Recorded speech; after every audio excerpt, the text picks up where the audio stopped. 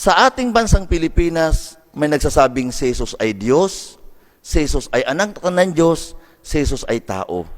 Kaya huwag kayong magtaka, talagang malilito kayo. Pero wala po kayong kamalay-malay na sa amin sa Islam. Ang kasagutan kung si Jesus ba ay Diyos, anak ng Diyos o tao. Sa paanong paraan? Sa Islam, may 4 na uri ng tao na nilikha ang Allah upang ipakita niya kung gaano siya kadakila. At makikilala natin dito kung sino si Jesus. Itong 4 na nilikha ng Allah na tao sa iba't ibang paraan, unang-una dito makikita natin si Adan. Si Adan ang unang taong nilikha ng Allah, wala siyang nanay, walang tatay. Ang component na ginawa sa kanya ay lupa, ginawang putik, hinulma ng Allah, at kanyang binigyan ng buhay. Walang nanay, walang tatay. Si Adan, tandaan natin yan. Sino ang pangalawa?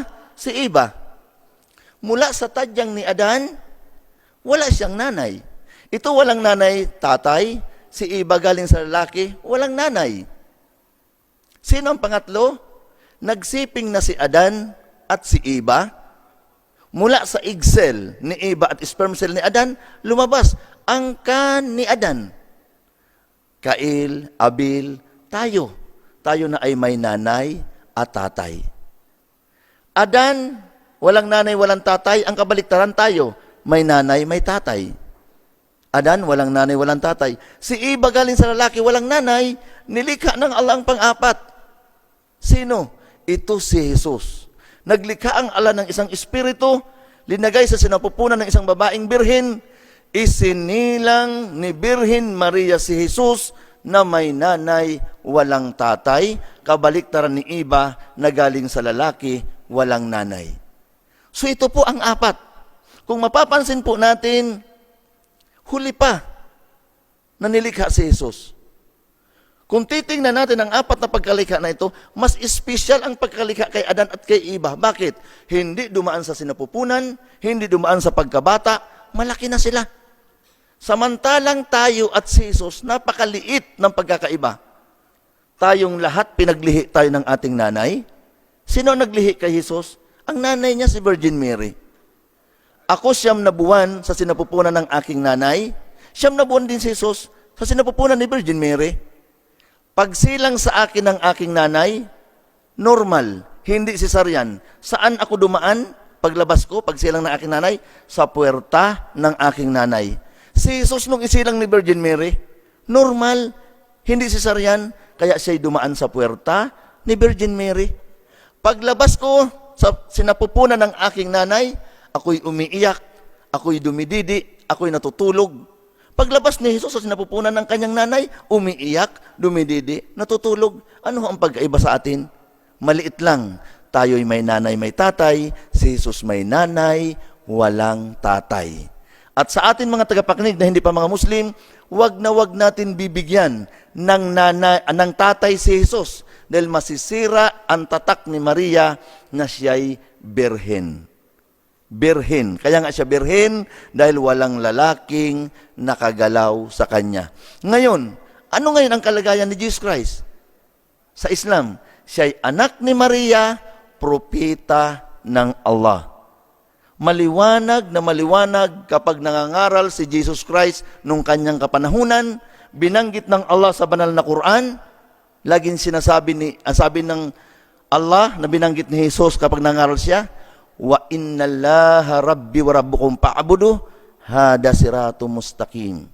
Sa pinakamalapit na kahulugan sa ating wika, sinabi ng Allah na kapag nangangaral si Jesus Christ nung kanyang panahon, sabi ni Jesus Christ, katotohanan ng Allah ang aking Panginoon at inyong Panginoon, sambahin siya nag-iisa, ito ang matuwid na landas. At karagdagan pa mga mahal na tagapakinig, laking gulat ko na dating Kristiyano, natuklasan ko na ang aral sa Islam. Si Jesus pala hanggang ngayon, siya'y buhay, hindi pa namamatay. Samantalang ako noon, pinaniwalaan ko siyang Diyos, namamatay at nabubuhay. Ngayon sa Islam, siya'y anak ni Maria, propeta ng Allah, pero hindi pa pala siya namamatay. At isa pang dapat makarating sa atin mga tagapakinig, lalong-lalo na sa hindi mga Muslim, si Jesus po, pinadala lamang ng Allah sa angka ng Israel. Nagtataka po ako, maraming mga ngaral sa Christian na lagi rin nilang sinasabi, Jesus Christ sent only to the lost sheep of Israel. So napakaliwanag po pala, si Jesus ay pinadala lamang sa naliligaw ng tupa ng Israel. So ibig sabihin, si Jesus hindi pinadala sa Amerika para sa naligaw na Amerikano, lalong hindi rin si Jesus pinadala sa China para sa naligaw na Chinese, at mas lalong si Jesus hindi pinadala sa Pilipinas para sa naligaw na Pilipino. Pinadala lamang si Jesus sa angka ng Israel. Sa mga Hudyo lang siya pinadala. Kaya hindi alam ni Jesus ang Pilipinas. Hindi niya alam ang Cavite. Hindi niya alam ang Quezon City. Sa mga Hudyo po siya pinadala. At alam po ba natin na nung dumating si Jesus Christ sa angkan ng Israel sa mga Hudyo, dalawa lang ang claim sa kanya. Sabi ni Jesus, ako'y sugo ng Allah. Anong sabi ng mga Hudyo? No, impostor ka. Yun lang. Sabi ni Jesus, propeta ako. Sabi ng mga Hudyo, hindi, sinungaling ka, impostor ka. Walang turo na siya Diyos. Walang turo na siya anak ng Diyos. Wala. Nung panahon ni Jesus, nung pinadala sa angka ng Israel, kapag sinungaling ka, impostor ka, papatayin ka sa cross. Kaya ipinag-utos ng mga Hudyo, dakpin yan at patayin sa cross. Dahil ayaw nilang paniwalaan na siya'y propeta. Anong ginawa ni Jesus Christ para paniwalaan siyang propeta siya? Binigyan ang mga propeta ng Allah ng kakayahan magpakita ng miracle, mga milagro. Anong ginawa ni Jesus Christ? Nakalagay sa banal na Quran, dumakot siya ng kapirasong putik, ginawa niya itong ibon, hinipan niya, at lumipad. Para sabihin niya sa mga Hudyo na ako'y propeta. Pero sinasabi ni Jesus na hindi ito ganang akin, kundi sa pahintulot ng Allah na nagsugo sa akin. Hindi siya pinaniwalaan. Ayaw siyang tanggapin ng mga Hudyo. Dakpin yan at patayin yan sa cross. Doon na si Jesus nagbuhay ng patay, nagpagaling ng kitungin, nagpadilat ng bulag, at nagpalakad ng lumpo. Ngunit ito sa pahintulot ng Allah, para lamang paniwalaan na siya'y propeta, pero hindi pa rin tinanggap ng mga Hudyo. Ipinag-utos pa rin na dakpin yan at patayin sa cross. Ang ginawa ni Jesus, nung tutuluyan siya dakpin at papapatayin sa cross, sa tafsir ni Ibn Kathir, inipon ni Jesus Christ ang 12 disipulos niya sa loob ng isang bahay. Ang tawag sa disipulos, 12 na disipulos, Hawariyun. Nung naipon ni Jesus Christ ang 12 disipulos, sabi ni Jesus, sino ang papayag sa inyo na ang mukha ko ipamukha sa kanya? At pinagdikit niya ang daliri niya, magsasama kami sa paraiso sa kabilang buhay. Ang tumaas ang kamay doon sa 12 disipulos, yung pinakabata. Sa tafsir niya ni Ibn Kathir. Nagulat si Jesus na sa 12 disipulos, yung pinakabata ang tumataas ang kamay. Kaya 3 times niya itong inulit. Sino sa inyo ang papayag na ang mukha ko ipamukha sa kanya at magsasama kami sa paraiso sa kabilang buhay? Sa pangatlong pagkakataon, yun pa rin ang tumataas ang kamay. Kaya sinabi ni Jesus, ikaw yun. Pinatunayan ng Allah sa Quran, wama kataluhu, wama salabuhu, walakin syubbiha lahum. Sa pinakamalapit na kahulugan sa ating wika, sinabi ng Allah, hindi nila napatay si Jesus at hindi na ipako sa krus. Ang mukha ni Jesus pinamukha sa batang disipulos at ang tunay na Jesus ay inangat ng Allah. Ang Allah ay naglikha ng 7 bahagdan ng kalangitan. Nandun ngayon si Jesus sa second heaven. Pangalawang bahagdan ng kalangitan. Nandun ngayon si Jesus, buhay. Kaya naman sa paniniwala ng mga Muslim, walang ibang propetang muling babalik maliban kay Jesus Christ. Bakit? Dahil siya'y buhay.